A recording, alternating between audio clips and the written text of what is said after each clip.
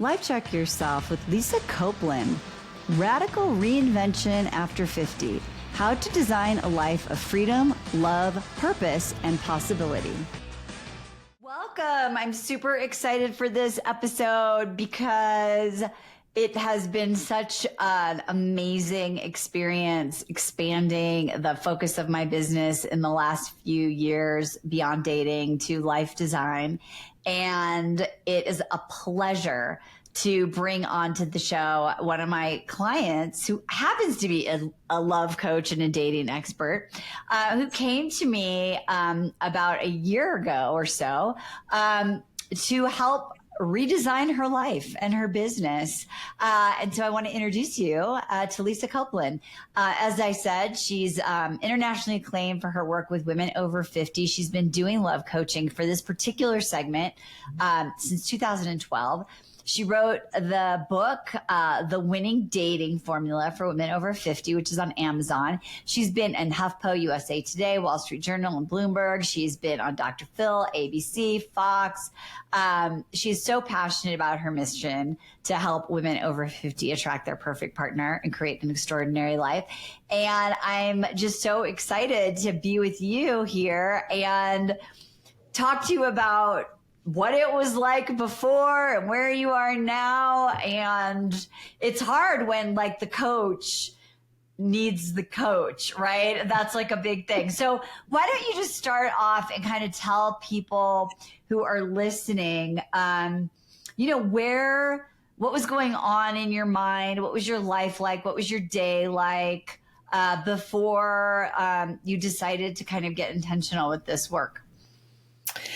Well, I saw a lot of your posts on Facebook all the time, and they really intrigued me. They were really speaking to me. And what was happening was I have what I thought was a pretty good life, but my soul was crying out that, I just needed to learn and to grow inside me. And there were things in my life that were not quite right at that point, but that was okay. And what would happen is your little blurbs on Facebook would draw me in. And I thought, oh my God, I think I need to work with Marty. But it took a couple chances to work with you because I remember canceling on you. I said, sorry, Marty, and can't do it today. And that was, what you would call the gremlins holding me back, those little kitties inside of us that try and keep us safe, but we're not safe. Yeah. So I think this is a really important thing, what you said is that, and I think this is true for most people that I work with, like, your life doesn't suck, right? Because you worked really hard. You came back from divorce. You really created a business out of nothing. You're a pioneer doing this for women over 50 before midlife was a thing, right? Mm-hmm. I mean, a thing that people were specializing in. And you were dating someone, you have kids, you adult kids, you were kind of doing the thing. Grandkids. Grandkids, right? So what were the things, now looking back on it, what were some of the things that you were tolerating, but you were so used to tolerating, it just had become the norm? I think a really regimented schedule. I didn't think I could change it. I think that's a big thing that you said. You got to experiment with this. And I got to tell you, way out of my comfort zone to do it. I mean, I think be specific. So when you said your schedule, for people who don't know what that means, because I think that is a huge thing. Like when I first start working with people show me like with a badge of courage, or a badge of honor, like, here's my schedule. Like, this is what it is. There's no way you can help me, So tell us about your schedule and what it felt like. Well, I can't say I was like that. I did want help. I was like, I just didn't realize I could change things. Truthfully, that's what it was. We don't realize how much freedom we truly have. And you are the one that taught me, honey, you don't have to follow a specific paradigm. Change your paradigm and make it work for you. And so I tried other things. And I still am doing a schedule I created with you, which I like so much better. And it was times that worked for me because I was always thinking, okay, will this work for this client? Will this work for that client? And when you're doing that, you are tolerating what other people want versus being empowered of, oh my God, I've got to honor myself. And that's how I'll be my best, honoring myself. So, and I know when we talked about that schedule thing, you were very afraid, right? Because you thought people would leave, they would be dissatisfied, they would complain, right? And this is where we really get into the nitty gritty of living life on your own terms. And so what happened? I mean, you started making some of these changes, doing these experiments. Is what happened, and how's it going now?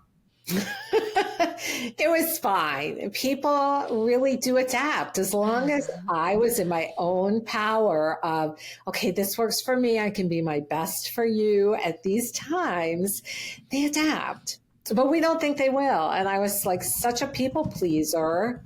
And that was, I think, the biggest thing about it was I was just trying to bend like a pretzel to accommodate everybody. And when you do that, you end up losing yourself in it. I love this. Okay, let's talk about some other things, because one of the things that you and I worked through were some of the beliefs that you had that were limiting you. And I think this is a common thing where, especially if you've been doing the work on yourself, you have these awarenesses that they could be limiting beliefs. But we believe them. And we worked on this concept around polarity, around, like this could be true for a part of me, but this is also true. And one of the things that we talked about was, and this relates to the people pleasing, about like something is better than nothing. Everyone needs to like me. I have to sacrifice myself to get what I want. When you started really digging into that and identifying different paradigms, different ways of thinking, and really understanding about this idea of polarity, that both kind of exist and we have to lean into the truth. What was that process like for you? I want to answer that, but I also want to say this is why coaches need coaches too. Like I have coaches all over my life because we cannot always see our own stuff. We can always see it for a client, but this is part of also why I came to you and you called me out. And you really called me out. It was good for me because I fought you on this polarity thing too. It was like, what is she doing? Why do I have to do this? And so I think with the polarities, I think I'm such a perfectionist. So for me, it was like, it had to be one way, it just had to be one way. I couldn't see that I could be one way and I could be another way too. And that both could be okay. And I also would have the choice of, okay, if this isn't okay, I get to choose again. And I think we don't realize we can choose again. The way we do anything is the way we do everything. And It goes through everything. I thought it had to be a certain way that I just could not choose differently. And I don't know where that came from because I teach women to choose all the time. Well, I think, you can't, like you said, you can't read the label from inside the jar. And for people who are listening, it's so easy when your friends are struggling. You do this, why don't you just do that? But when it's in your own experience, no matter how much we know, I have a coach, we can't really see it. And so I think that was a huge piece for you too, is having self-compassion, giving yourself permission to have the feelings that weren't what you're supposed to have, like holding yourself to this standard and kind of almost beating yourself up a little for your fears, your humanity. And that if you did that, you would be I'll be a fraud. Like if I'm challenged by this. Yes. And I think that just comes from childhood stuff that we, who we're growing up in family of origin with. And yeah, it's like, sadly, my mom was sick most of my life. I was always having to do for most of my childhood, not my whole life, but my childhood. And when you have a parent that's sick, you learn to anticipate needs. And that's where you forget your own needs. Like, what are my needs? Because I'm so busy trying to stay safe. And that's where those gremlins come back in. I'm so busy trying to stay safe that, I couldn't see that there were other ways of living, other ways of doing anything. And I think that's why I tolerated to stay safe. And it wasn't even a true safety. It was not an issue. It's just in my head, I thought it was an issue. And I think one of the greatest things you had me do, I also fought you on. It was I love that. It was a somatic exercise where, I haven't done it in a while, so you may have to remind me, where you end up yelling or something in it. Yeah, you do the so when you create like a vibrational. So for those of you who are like, what the hell she's talking about? I'm really a big fan of somatic work, and so what happens is when you do these guttural sounds, these vibrations in your throat and your body actually release this stuck energy, and I think so many people feel stuck. And they're intellectually trying to get over their stuckness by talking about childhood patterns and doing exercises and reading and highlighting. And so I came to Lisa and I was like, we need to physically move the energy out. So how was that for you once you kind of stopped fighting? I think it's a little embarrassing to do because we're so okay. And I was surprised. Actually, on every call I had with Marnie, I cried because I think every time she's so mean. No, she's wonderful. And it's because you were helping me release stuff inside that had been stuck for so long. And I think this is why my soul was crying. You got to do something. And I was really, I do a lot of growth. I've been doing it for years. But this growth was amazing. And today, to be on this call, we have this tendency to do it all at once, and then we sort of forget things. And I went back and I looked at my notes and I realized I got to get back into a lot of this again. Did I make changes? Oh, absolutely. But there were more changes to be made, and I'm reading it and I'm thinking, oh my God, I miss this, even though I fought you on everything.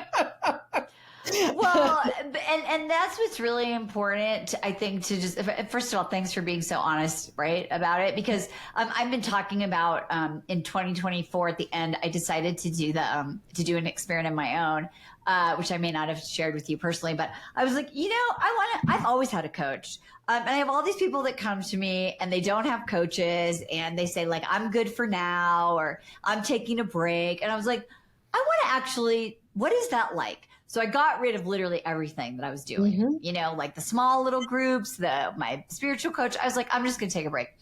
And I think about it as like, for me, and you could tell me what this has been like for you, but I felt like it was gas in the car, right? So at the beginning, I was like, I'm good, like road trip, babe, and I was using my tools, and I even was like, wow, I think there's some times where I wasn't I wasn't checking in. I was asking a lot, and I was like, wow, this is really good. I'm being more resourceful. I'm trusting myself. And then as the gas started to go toward empty, I was like, I could feel myself getting further and further away from my soul. I felt myself being snappy with my husband. I felt myself having to like meditate longer and harder to try and like get back. And I think this is a really good thing that you're sharing, is that whether you stay with your coach or you get another coach or you decide to try another meditation app, whatever it is, the truth is what you've learned is like you're training your brain a new way of thinking after a very long time. And it requires sustenance, right, to kind of put some gas back in the tank. Absolutely. And I think I had gotten a little negligent about a lot of this stuff, of just not, we do that. We just stop all these things sometimes. And like I said, I made changes when I was with you, and I realized from going through my notes, oh my God, I want to do more. But what happened to me was, as you know, I flew down steps, literally flew in the air and broke my ankle, dislocated it and broke it. And this was the greatest gift for having to go inward. And I regret not looking through my notes then, because there would have been so much that I could have really done while I was not doing anything, because I had no focus whatsoever. And, but I did do the biggest experiment. I did not work for a quarter, and it was like the scariest thing. And I had to take care of myself. I couldn't have done that without you. And that whole scheduling of, we weren't working together then, but if I hadn't done getting out of my paradigm kind of things with you, I couldn't have done that and felt safe and been okay. The gremlins would have been all over me, and there was no way I could have focused. I was affected by the anesthesia and just getting on my feet, literally. So I think if we don't pay attention, that knock comes to us. And I thought I was so paying attention, but I had slipped. And so, yeah, but you were very influential during that time without even knowing it. I try to make life lasting change. So tell me, what are some other different changes or different ways of thinking or different actions? I mean, I know one thing you did is you were settling in your relationship.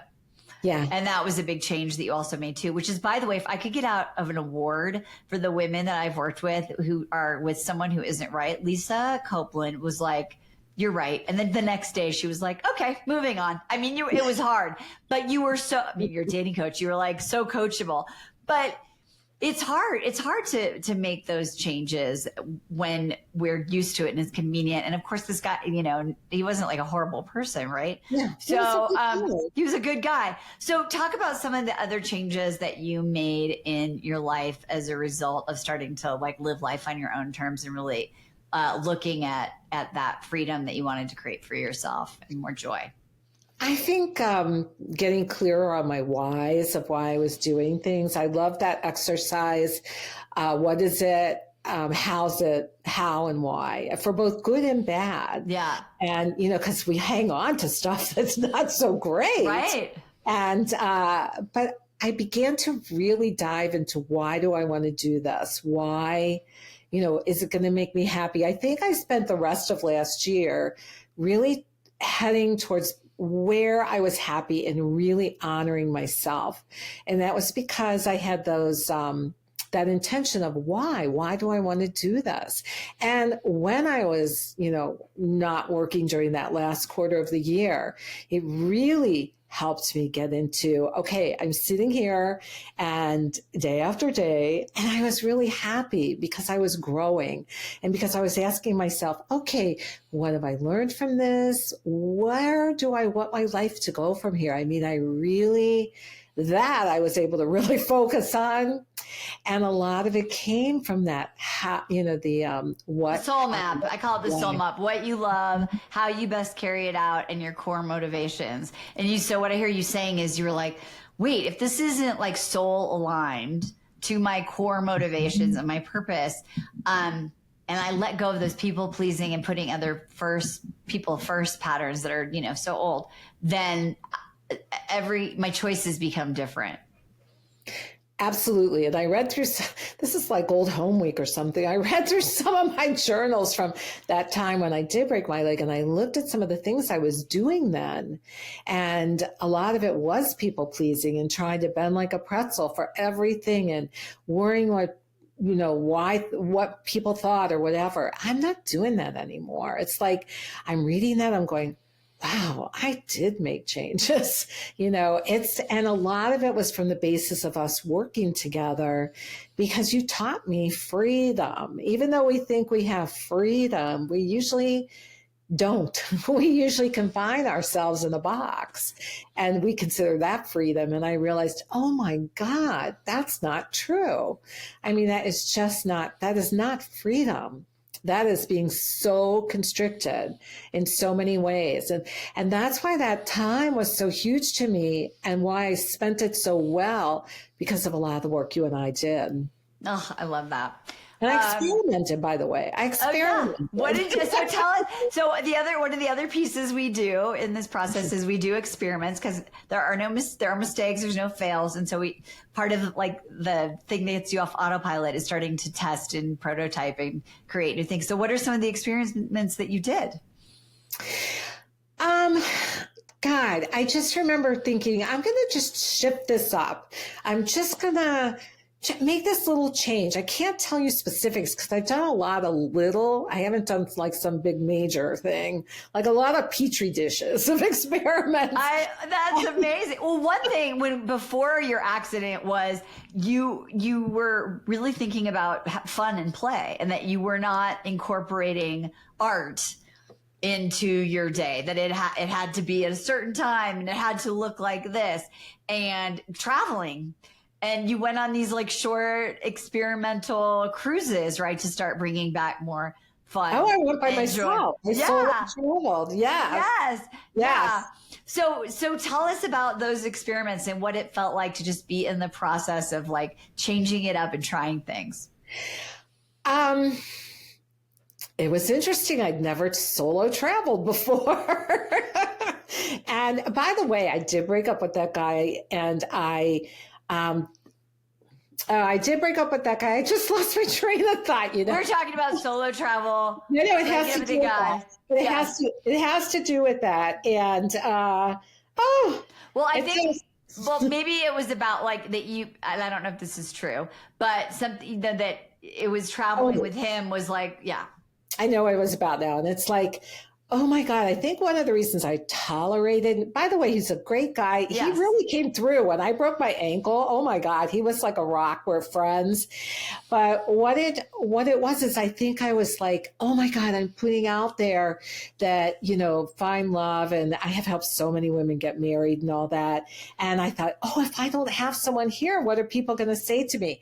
This is one of the biggest places I've been very honest about it. When people say, are you with someone? I go, no, but that's by choice. And this came from you too, to really own my own power. Because I said to you, oh my God, this is terrible. This is terrible.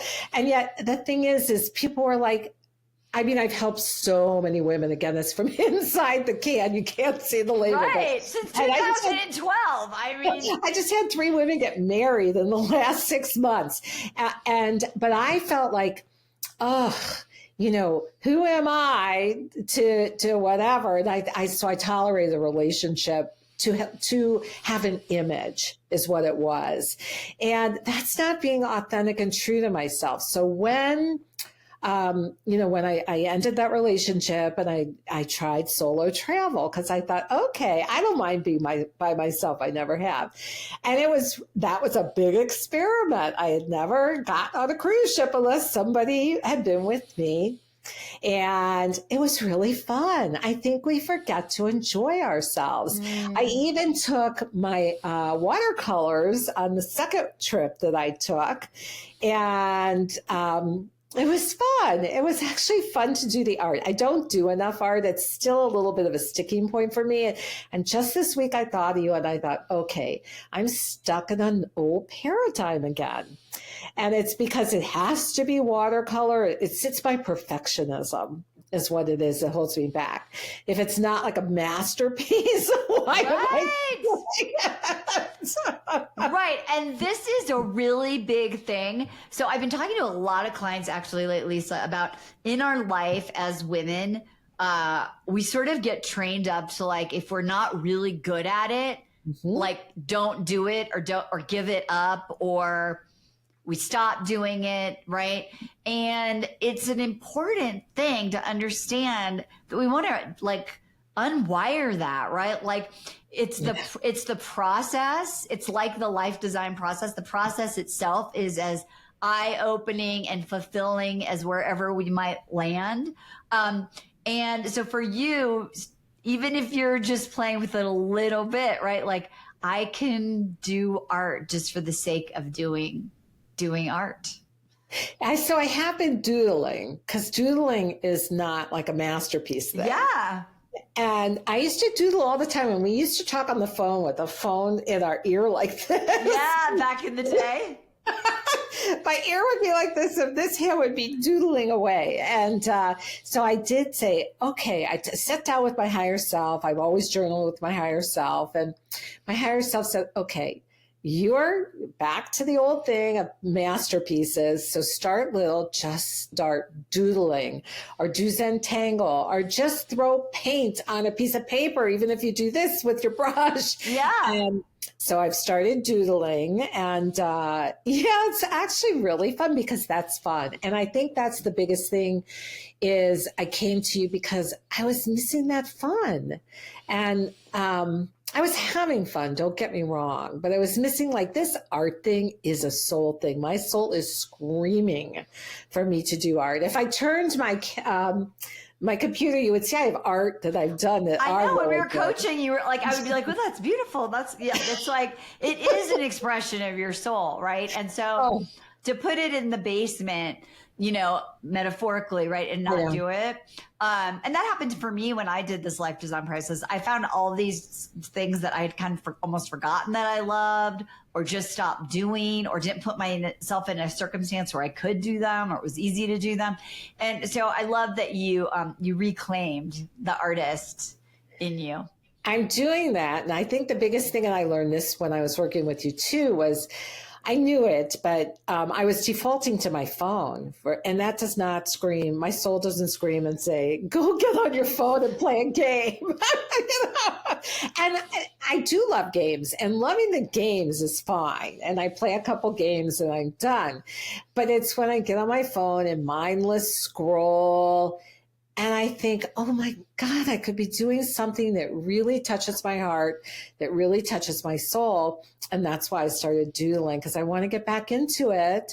And I really do want to paint again. And it's because I love color, as you can tell. I know. I love that. I love that. So tell me if there are other parts of your soul. You came in and you're like, your soul was like, feeling depleted and not expressed. And there was like a lack of joy and aliveness. How does your soul feel now? What's the possibility since you've gone through this process? My soul is happier. I think everything has been a gift over the past year, starting with working with you last January and going through, even though I sloughed off and then had so many gifts during that whole period of healing. And so my soul loves that, but my soul really is still crying for some things. And yeah, so I guess it's because we always grow if we let ourselves grow. A lot of people, they think it's enough. It's enough. I've done enough. I don't need to do this or that. But I get just nudged, this inside calling. And it's, yeah. I feel that's why. Yeah. Go ahead. No, go ahead. No, I feel like my soul's calling for something right now. And I have to really think about that and not default to my phone. To your phone. Yeah. Well, I think the thing about life design, I know, is that it's an iterative process, right? And I always use the example of a phone, right? If you think back to when the iPhone or whatever phone came out, it's very obvious that it didn't stay the same, right? As your needs change, as what's happening around us changes. Those little developers over there are constantly looking at the user and making adaptations, getting feedback, and designing new things. And as some of you may or may not know, this whole model of life design is based on the design thinking model that so many products are developed by using. And so you have the user and their needs are changing. And so for you, Lisa, like you have this big leap.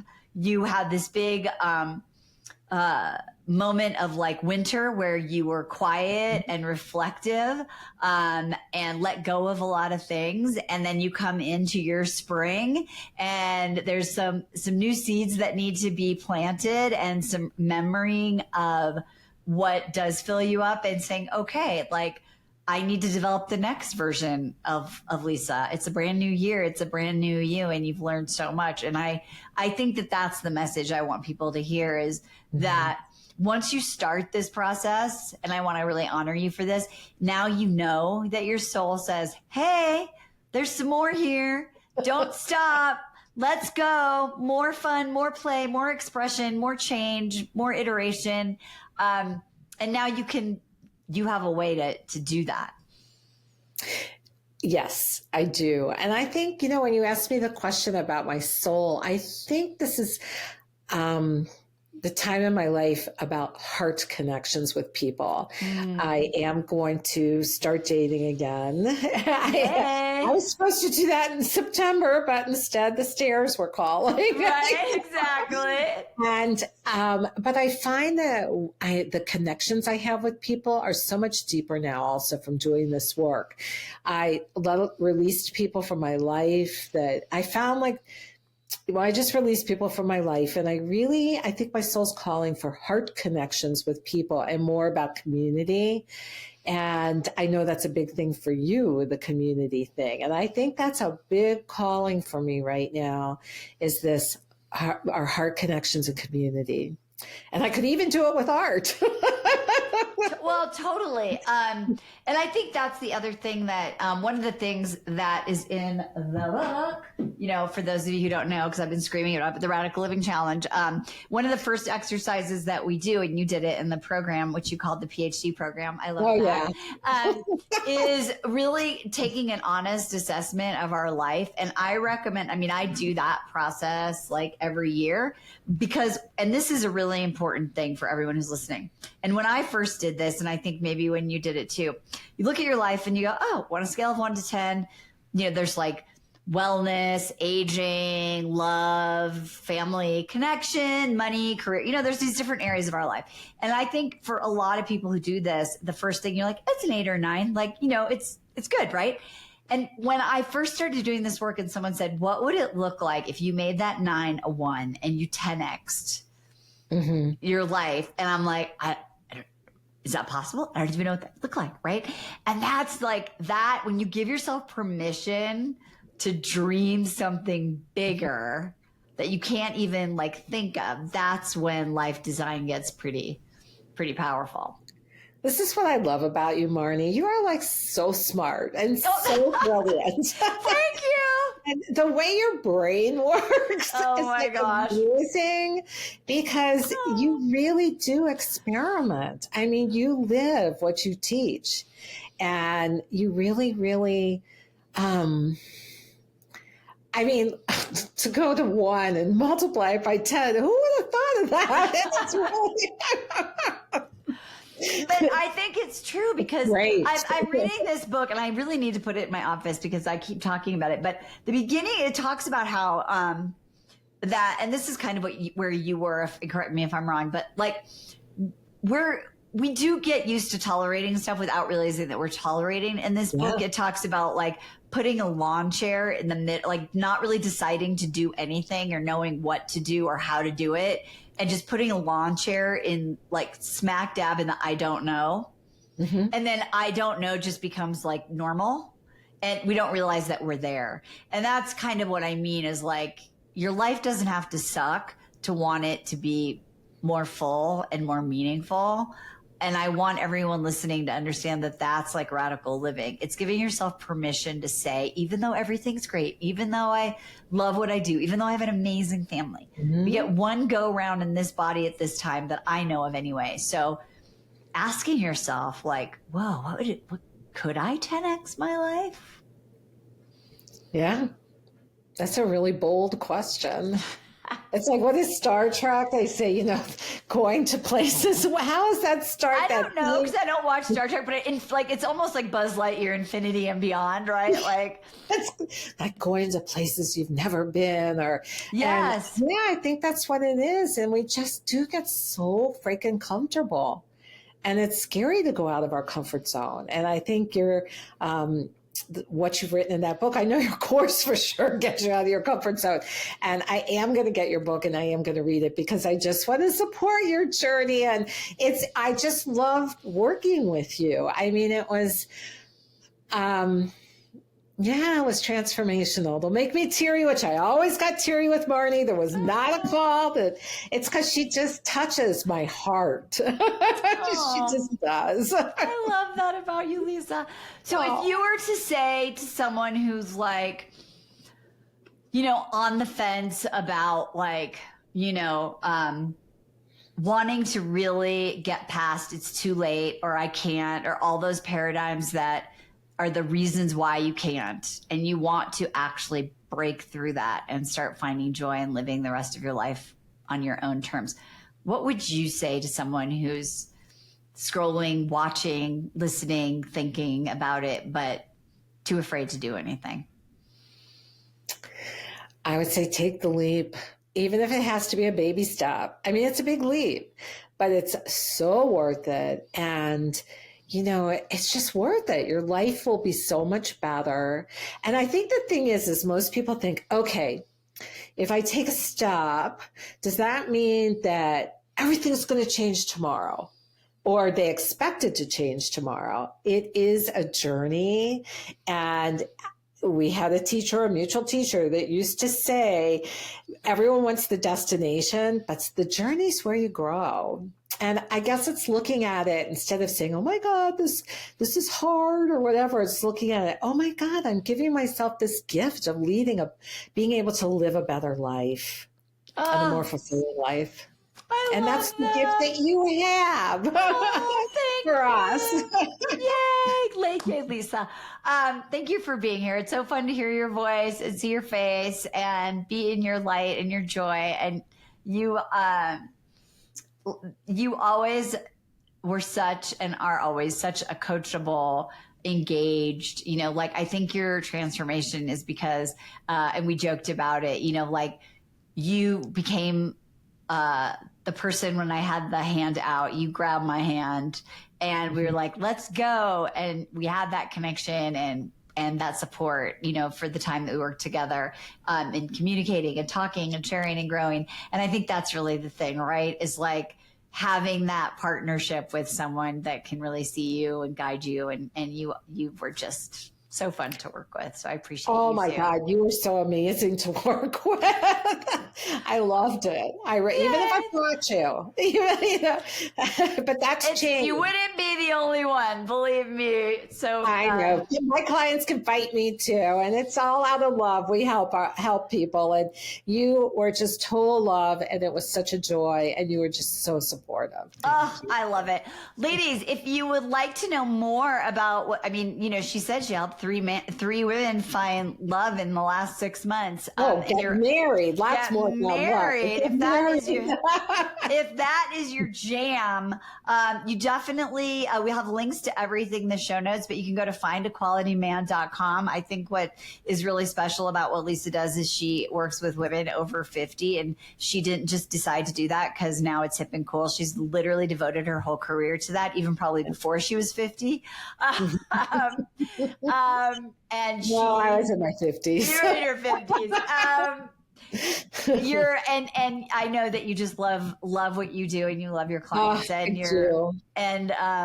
so if you would like to find out more about that, make sure you go to findaqualityman.com. Also, all the links to Lisa's socials on Facebook, Pinterest, LinkedIn, Instagram, YouTube, you'll find all of that in the show notes.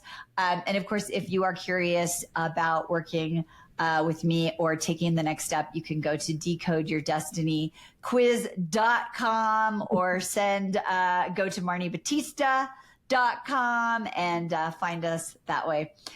Lisa, you have been such an inspiration. And I think in this episode, ladies who are listening can go back, and Lisa talked about lots of different areas of her life where she decided to get intentional and turn her life from good to great.